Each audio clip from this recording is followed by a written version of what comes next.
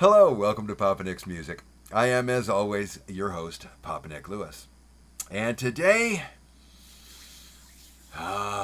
today, um, here a while ago, I don't know, a couple of months probably. Yeah, I'm not real good with elapsed time. But here a while ago, I did a series of videos about Paul McCartney.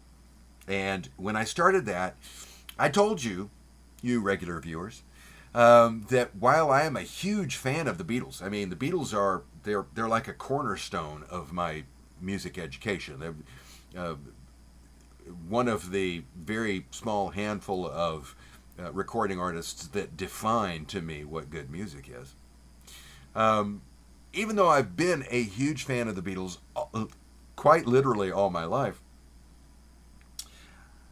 I'm not that particularly adept when it comes to their solo catalogs. I haven't gone out of my way to keep track of all of the Beatles' solo efforts, in part because the what I have listened to didn't have that same spark that the Beatles had when they were working together. There was something there. The total was greater than the sum of its parts with the Beatles. But I've decided I'm going to change that. And I started with Paul because when I was a kid, Paul was my favorite. I'm now ready to move on to my second Beatles. So this week we're starting a few videos about George Harrison. I'm moving on to George Harrison's second because I believe that if I were introduced to the Beatles now, if I didn't know anything about the Beatles, you started telling me about the Beatles and I started listening to their albums, I think George would be my favorite Beatle now. I mean, Paul still is, but I think George would beat him if I didn't have that history to depend on. There is something about George. He's got a fantastic sense of humor. I like that. He's a very good guitar player. I like that. Very good musician overall. I like that. But he's also usually positive in his songs. His songs celebrate positivity, which I adore. There are so few artists who regularly have positive songs. I mean, Here Comes the Sun is one of the most unflinchingly, straightforwardly positive songs I've ever heard. It's just fantastic. I love it. I love George's music. I love his work with the Beatles, and the fact that he is as positive as he is. So, over the next few weeks, I'm going to be listening to George's catalog. I will be honest, in all of my library, I have one album. I have the obligatory copy of All Things Must Pass. And I got to be honest with you, I don't know that I've ever sat down and listened to it start to finish. So, we're going to do that. Over the next few weeks, I'm going to be listening to George Harrison. We will eventually do an album ranking and something else. Other video content topics to be named later. But we're starting today, as I always start when I'm doing a deep dive into somebody that I'm not all that familiar with. We're going to do a top 10. We're going to do my choices for the top 10 George Harrison singles. Because I know his singles just like I knew Paul's, I know John's, I know Ringo's. So we start with top 10 singles. We'll move on from there. Cool? Cool. As always, Papa Nick's Top 10 series, it's back, is unofficially sponsored by Schoferhofer Beer. If you like beer and grapefruit soda, ooh, you'll love Schoferhofer. That's good beer. Also, as usual, if we're talking about a top 10, I have to do the subjectivity notice. We firmly believe here at Papa Nick's Music that there's no such thing as objectively good or objectively bad art. There's only art that I like and art that I don't. We can talk about objective features within an artwork, but those objective features do not automatically create the aesthetic experience. The aesthetic experience is highly individual, highly subjective. We firmly believe here at Papa Nick's Music. So I am not making objective claims here. I am not saying that these are objectively the way George's singles should be ranked. This is the way I see them. And you are welcome to disagree with me down below in the comments. I always love hearing from you. It's just, if we avoid using language that has objective assumptions, the conversation's going to go a lot better. Cool? Cool. Okay. With that out of the way, let's get right to it. This shouldn't take long. I'm going to go ahead and have another sip. It's so good. My top 10 singles. Now, I will be honest. I thought briefly about ranking the whole thing, then I realized there's a bunch of these singles that I haven't heard, and there are a few more that I'm not particularly fond of, and I didn't really want to get into that. So I was able to pick 10 that I thought, yeah, these are the good ones. So these are my... it gets really murky once we get into numbers higher than number 10. So kicking it off at number 10... single released in 1987 from his Cloud 9 album, we've got his cover of Got My Mind Set on You, which I almost excluded because it's a cover. Then I realized when I looked at the rest of the singles, if I excluded it, I'd only have 9. So, coming in at number 10, Got My Mind Set on You. And it's a catchy ditty. I mean, come on. Coming in at number 9, a single released in 1974 off of his Dark Horse album. My years, by the way, are the years for the singles. They won't always match up with the albums. Off the Dark Horse album, we have the title track, Dark Horse, which is a pretty nifty little song. I like that. That's a good one. It's number 9. At number 8...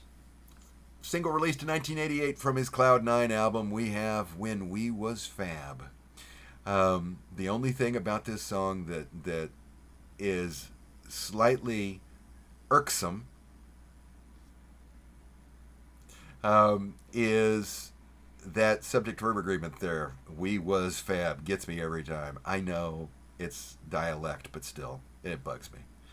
But I like the song a lot. I like Jeff Lynne's production, so When We Was Fab is number 8.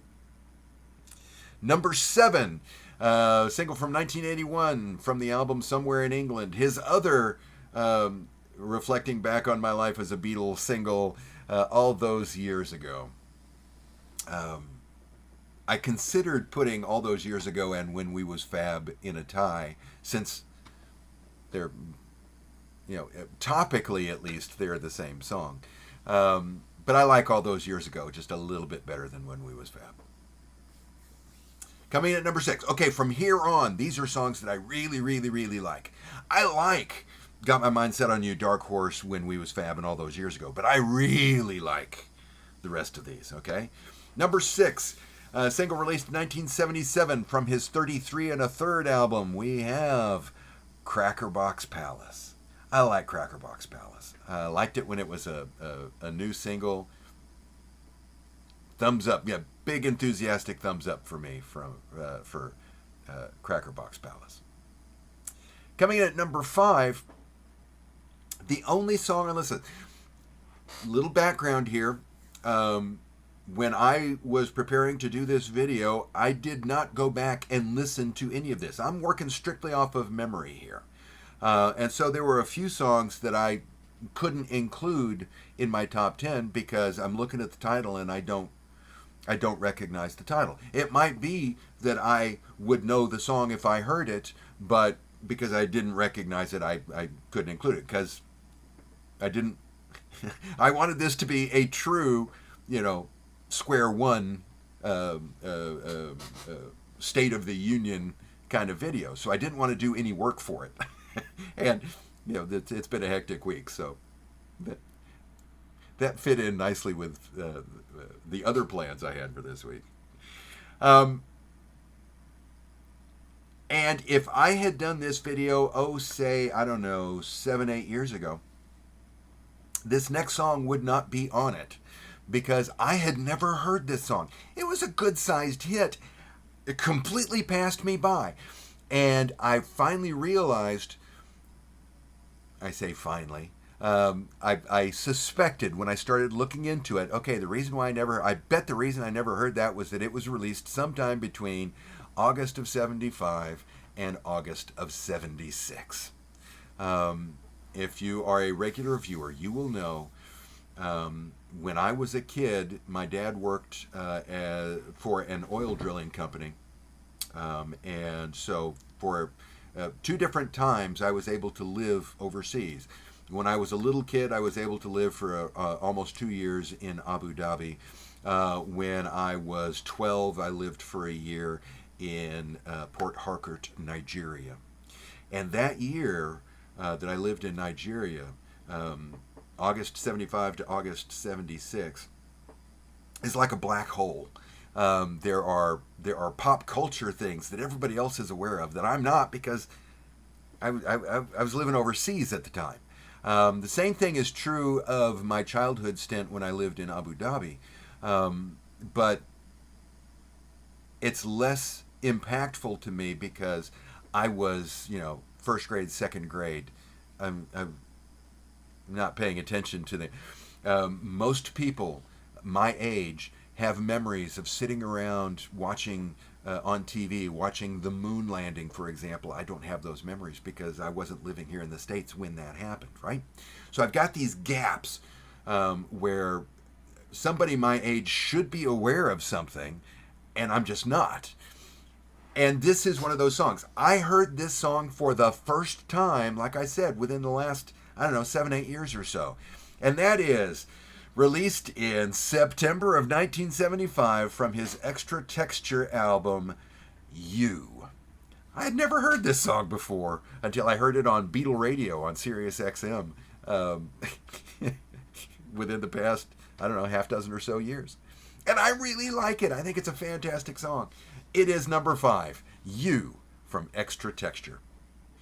Number 4, one of the singles from All Things Must Pass, released as a single in 1971, we have What Is Life. What Is Life is my first favorite George Harrison song. When I was a kid, I really liked What Is Life. One of the reasons why, when I was in college, I bought a copy of All Things Must Pass was so that I would have What Is Life. Excuse me. Like I said a little while ago, I'm not sure I've ever listened to the thing all the way through. I bought it so I could listen to What Is Life, because I'm old school. And for those of us who are old school, we didn't have streaming services. If you wanted to listen to the song whenever you wanted to listen to it, you had to own a copy of it. And I was able to find a relatively affordable yet decent quality version of All Things Must Pass. So that's why I bought that album, to get What Is Life, my number 4. Number 3. Number 3 is a song that strikes me on a very personal level. I have, at several points in my life, dealt with depression, and as a result of that, I have a sensitivity toward affinity for songs that deal with depression, especially if they deal with it in a way that describes it so that somebody who has never felt it can understand it. A good example here would be James Taylor's Another Gray Morning off of his JT album. Fantastic song. Postpartum depression, in a nutshell. But I also like songs that talk about coming out of that. And that's what we have here at number 3. Released as a single in 1979 from his album George Harrison, we have Blow Away.